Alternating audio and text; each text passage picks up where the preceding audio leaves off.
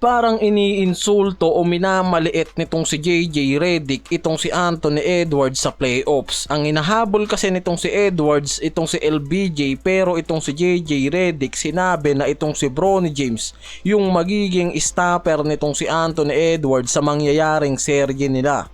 Sinabi kasi mismo nitong si JJ Redick yung role na ibibigay niya kay Bronny James at ilalagay niya yan mismo sa rotation, at inaasahan na makapagbibigay nga raw itong si Bronny James ng impact sa depensa ngayong playoffs. Yan yung special role na binigay ngayon nitong si JJ Redick kay Bronny James. Nakikita kasi nitong si JJ na pwedeng mag-step up itong si Bronny James sa pagiging defensive player nito, at lalo na rookie pa lang to, hindi lang naman natin alam kung magiging epektibo yung strategy na gagawin nitong si Redick.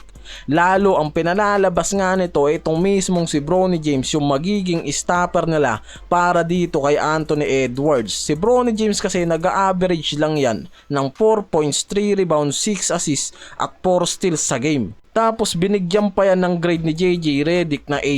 Ito yung plano kasi ni JJ Redick ngayon sa pagpasok ng first round, mga pare ko ya. Dahil mismong pinaghahandaan nga raw talaga ng mga to kung paano madedepensahan at paano pipigilan itong si Edward na main core nitong Timberwolves.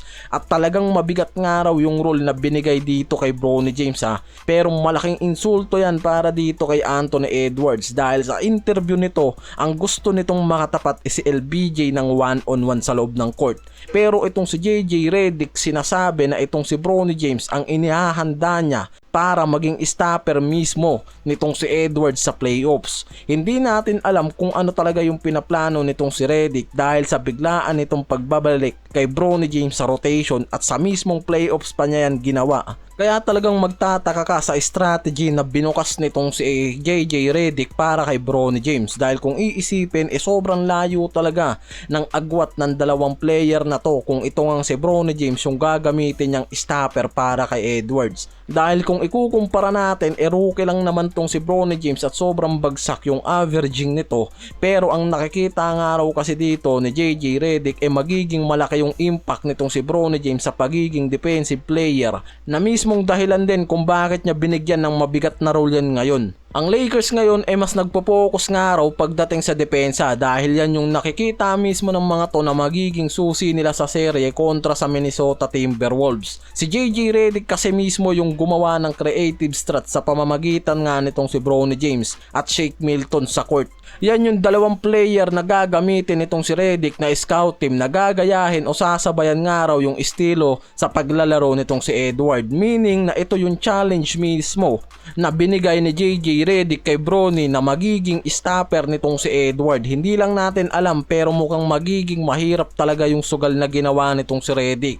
Pero hindi rin naman natin alam, di ba? Lalo't nasa plano na yan yung strategic plan nitong si Redick, o nagpapakita nga raw talaga yan ng seryoso talaga nga raw to na maghanap ng paraan paano pipigilan ang Minnesota sa kamay nitong si Edwards. Sinabi kasi ni Redick na hinuhubog na nila ngayon itong si Bronny James pagdating sa depensa.